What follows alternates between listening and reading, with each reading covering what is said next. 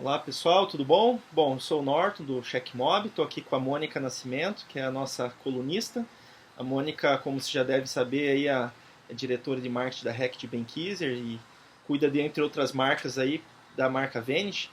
E hoje a gente vai trocar uma ideia de um assunto bem interessante, bem novo. Mas primeiro deixa eu deixar a Mônica aí dar um oi. Oi, pessoal, tudo bem? Então hoje a ideia é assim, é conversar sobre um pouco do passo a passo na criação de um produto do ponto de vista da indústria, né? E como Uhum. que isso se dá. E usando um case bem recente aí, que a Mônica acabou de me contar, que é do Vanish Barras. Então, Mônica, se quiser, o espaço é seu. Tá ótimo, não? Obrigada pela oportunidade.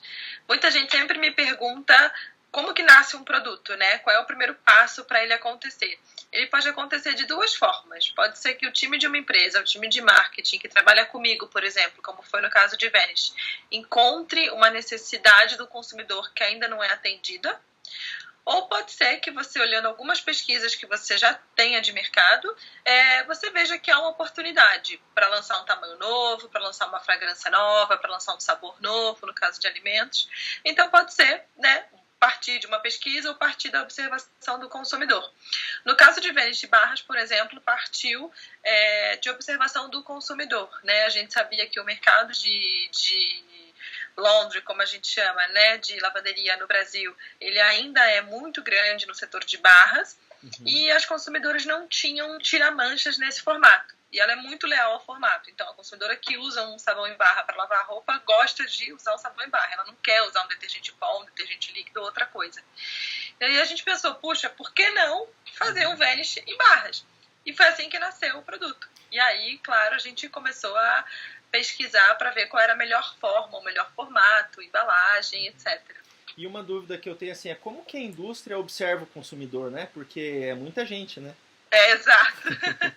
Tem várias formas de se observar o consumidor, né? Você pode, na verdade, tem um tipo de pesquisa que você faz na casa do próprio consumidor, então você vai lá e passa um dia inteiro com um questionário, perguntando coisas e observando o dia a dia mesmo. Então, no nosso caso, a gente foi até a casa de alguns consumidores, perguntou sobre o processo de lavagem, viu como ela fazia o processo de lavagem, tanto pessoas que usavam detergente pó, como pessoas que usavam detergente barra, e foi daí que partiu um pouco o insight de, puxa, precisamos fazer um produto em barra, né? Mas existem outras formas de você observar também. Eu falo muito, se você não tem verba para comprar uma pesquisa, se você está numa empresa menor, que não seja uma multinacional, vai no seu ponto de venda, espera na gôndola e olha como esse consumidor compra o seu produto, como ele olha, né? O que ele interage, que outro tipo de produto ele compra também. E pergunta, pode fazer pergunta, acho que esse é a chave do negócio. Até hoje, se alguém me encontrar no seu mercado, vai ver que eu ando perguntando para muita gente, por que você está comprando isso? O que você vai fazer com aquilo? E no caso de Vanish, em outros países ele já existe em barra, é uma entrada no Brasil ou é um produto bem novo assim? A gente lançou no Brasil já tem um tempinho e a gente já expandiu para outros países, então ele já tá bem presente aí quase no mundo inteiro. Então, Que uma vez legal. que a gente identificou essa necessidade, o segundo passo foi partir para entender como poderia ser esse produto, né? Então a gente desenvolveu o que seria o conceito dele, ou seja, a alma dele, a que ele veio, né, o propósito Uhum. do produto, e a gente desenvolveu formulação para a nossa equipe de formulação, embalagem, e uma vez que a gente tivesse ele um pouquinho mais estruturado, a gente voltou para o consumidor, entregou amostras e perguntou: o que vocês usam? É assim mesmo? Não é isso que vocês querem? É desse jeito? Podemos melhorar? E daí a gente começou realmente a criar um produto que fosse mais adequado para o consumidor. Ah, legal. E eu sempre gosto de trazer para a realidade, pelo menos do pessoal que trabalha até com o nosso produto, que é a questão da conexão dessa estratégia de marketing com o consumidor. Tem um meio aí, né? Que é o vendas, é o ponto de venda, é merchandising. Uhum. Como é que se deu isso nesse caso em específico? Ou como é que se dá num caso de planejamento de produto, né? Com certeza, acho que para vocês terem uma ideia, uma vez que a gente fecha como vai ser o produto, mostra para os consumidores, eles aprovam, eles aceitam, quando você tem já isso, né, dentro de um processo, o próximo passo é você lançar isso para o seu time de vendas e para o seu time de merchandising, para eles Uhum. entenderem o que vai vir por aí, qual é a novidade que está chegando. E a gente, isso na Rect, a gente faz dentro de alguns fóruns, a gente tem algumas reuniões com o time de vendas e com o time de merchan, não só para apresentar o produto já pronto, mas também para pegar feedback, né? Quais são os inputs que a área tem para o produto. Então, essa embalagem realmente é adequada para gôndola? Eu preciso fazer uma embalagem especial? Por exemplo, no caso de Vanish Barras, o que a gente fez? E foi um input que veio do time de vendas. A gente fez umas bandejas especiais para colocar na gôndola, porque é um produto novo. Então, e as pessoas não iam ver se eu colocasse simplesmente mais uma barra ali. Então, a gente fez uma bandeja rosa, na cor de Vanish, super legal, para conseguir expor o produto da melhor forma. Então, para mim, é uma participação que é fundamental. Uma vez que você tem um produto já um pouquinho mais formatado, você precisa pedir o feedback do seu time de vendas e do time que vai estar no campo. Porque, no fim do dia, eles que vão vender aquele produto. Sim. E com o varejista, como é que vocês fazem? Os maiores, vocês fazem um evento, apresentam para eles, os menores é o time de vendas mesmo? Como é que funciona? A gente geralmente faz, a gente tem alguns tipos de roadshow em que a gente vai para as regionais e a gente faz uma grande apresentação quando a gente tem esses lançamentos. Então, para os maiores clientes, a gente faz um evento com exclusividade para apresentar o que é o produto, como ele vem, quanto que a gente lança, as características especiais, as pesquisas que a gente tem de consumidor. E depois a gente também faz uma apresentação dos vendedores para os compradores diretos. Uhum. Legal. E como é que tem sido você já falou, já tem um tempo já no mercado, né? Como é que tem sido a recepção? Tá bacana? Está sendo muito boa. Na verdade, assim, o produto já superou as nossas expectativas. Então, em todos os países em que a gente lançou, ele foi muito bem. Encorajo todo mundo a testar. Mas está indo muito bem. Então, a gente está super feliz. Acho que quando realmente começa de um insight do consumidor, tem muito mais chance de dar certo. Porque você realmente está atendendo uma demanda que está reprimida, né? Ou que o consumidor nem sabia que estava lá, mas que estava. Então, eu sou muito a favor de sempre começar pelo consumidor. E é uma inovação numa categoria que estava faltando uma inovação aí, né? Exatamente. É uma categoria que estava meio adormecida por mais de 20 anos, ninguém fazia nada. E aí a gente veio com um produto que realmente é revolucionário.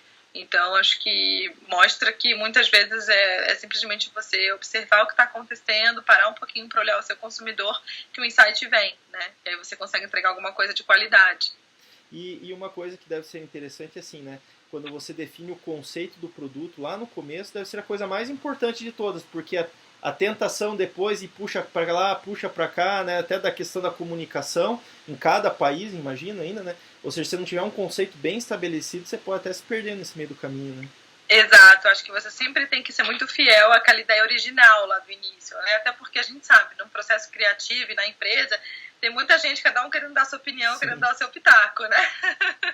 Então, acho que você sempre tem que voltar para o consumidor e falar, tá, mas o que realmente foi que brilhou os olhos do consumidor quando a gente apresentou aquela ideia? E não deixar isso para trás. Então, acho que isso para mim é a principal dica, assim, sempre volta para o seu processo original, sempre pergunta, puxa, o que realmente foi que fez a diferença quando eu apresentei isso para os consumidores. Que bacana, que bacana. E, bom, o que mais de dica que você poderia dar, então, assim, vamos imaginar, eu sou uma pequena indústria, né, estou trabalhando com, isso é independente se é produto de limpeza, produto alimentício, quais são as principais barreiras ou dificuldades que você acha que é importante, sim, de vencer para ser bem sucedido também na ponta? Olha, eu acho que muita gente sempre me pergunta, mas o que eu faço se eu não tiver dinheiro para comprar pesquisa, né? E isso eu acho que é a primeira barreira que você tem que quebrar. Pesquisa é ótimo, ajuda muito, mas pesquisa demais também atrapalha, porque você fica com um monte de dados e de repente não sabe o que fazer.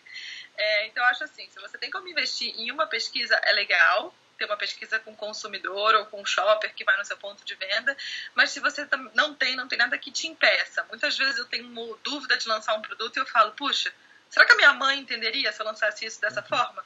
E eu apresento para ela e mostro. Ou para pessoas para minha vizinha, para o meu marido. Então, dependendo do tipo de produto, porque nós somos consumidores no final do dia, né? Eu compro muitas marcas, você compra muitas marcas, seus pais, seus familiares, seus amigos. Então, acho que você já tem uma rede para usar que não necessariamente você precisa comprar uma pesquisa, né? Se você é uma empresa menor. Então, acho que para mim essa é a primeira dica. A segunda é, se você tem um feeling de que aquilo vai dar certo, que você está indo para o caminho certo, segue.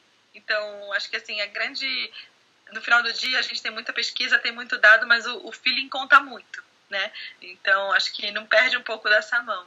E acho que o terceiro, não tenha medo de errar. Muitas vezes você vai lançar um produto, vai lançar uma inovação que depois não vai dar certo. E tudo bem, vai acontecer. Porque o mercado mudou, ou porque o preço não chegou no preço ideal, ou porque a embalagem podia ser melhor. Mas aprenda com aquilo para da próxima vez você fazer melhor. Mas não tem medo. Acho que muitas vezes eu na minha carreira já lancei produtos que eu olhei depois e falei, puxa, lancei errado, não devia ter feito, ou lancei num outro posicionamento, mas tudo bem, serviu para eu aprender de alguma forma.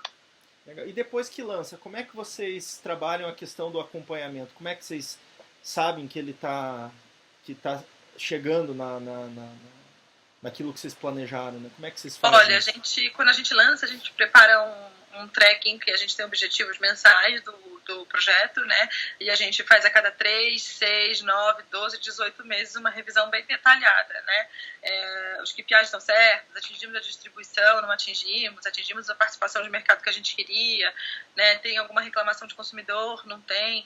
Então a gente tem revisões periódicas até para ajustar o caminho, né? Muitas vezes começa de uma forma, mas você pode trilhar de outra. Mas sim, a gente faz revisão periódica. Você falou um negócio que eu achei interessante, né? Ver se não tem reclamação do consumidor, ou seja, a indústria tá ouvindo, né? Ou chega. Com certeza. Chega lá a reclamação que as pessoas fazem. Isso é muito legal. Não tem como não ouvir hoje em dia, porque você tem Facebook, tem um monte de mídias sociais, tem Instagram, tem WhatsApp, não é só mais o 0800 da empresa, né? Acho que, na verdade, a interação hoje é o tempo todo. Sim, não, e é que às vezes a gente vê muito caso de reclamação pontual, tudo mais de uma marca tão grande, parece que é tão distante que ninguém vai ouvir, né? Mas ouve mesmo, né? Ouve, todo mundo ouve. Para você ver um caso engraçado, teve caso de 4 ou 5 semanas atrás, um consumidor nos procurou porque nós descontinuamos uma fragrância que ele gostava, de Vênus. E nós descontinuamos por uma série de motivos, até para dar espaço para outros lançamentos, porque, né, no final do dia a gôndola é uma só. Se eu vou lançar uma coisa nova, eu preciso tirar alguma outra. E o consumidor estava super, super chateado porque ele gostava muito e nós fomos lá, a gente entrou no depósito e fomos procurar uma coisa especial para eles, encontramos e fornecemos para ele a última caixa que a gente tinha daquilo lá. Ele foi até a Rect para buscar, então foi muito legal. Ele quis conhecer a gente, ele fez questão de ir na empresa. Então eu acho que a marca sempre tem que estar muito perto do consumidor e saber ouvir, né? Que legal, que legal. Mas é isso. Bom, Mônica, eu acho que por hoje tá super bom, né? A gente vai fazer agora mais sequente a questão vai ter uma sequência melhor agora a questão dos vídeos, o pessoal aí aguarde. E, bom, queria te agradecer já por esse tempo aí, que a gente sabe que teu é bem corrido. Não, obrigada a vocês e continuem assistindo. Logo, logo tem mais vídeo. Então tá bom, valeu, Mônica. Obrigado, pessoal. Então continue acessando lá o blog do Checkmob, que a gente sempre está colocando novidades para vocês. Um abraço. Tchau, tchau.